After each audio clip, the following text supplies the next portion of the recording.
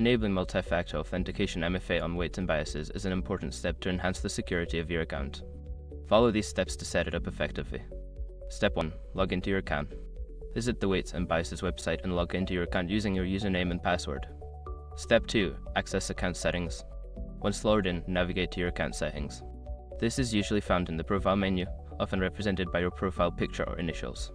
Step 3. Find security settings. In the account settings menu, look for the security or privacy section. Here, you should find options related to account security, including MFA settings. Step 4. Enable multi-factor authentication. Don't continue before doing this.